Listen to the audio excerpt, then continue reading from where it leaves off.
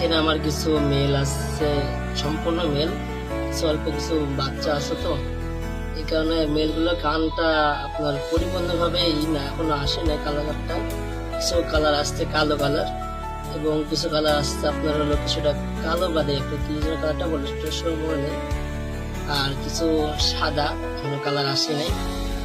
নেজগুলো আপনার অনেকটা বড় বড় হয়ে গেছে, আমাকে দেখতে পাচ্ছেন আপনি।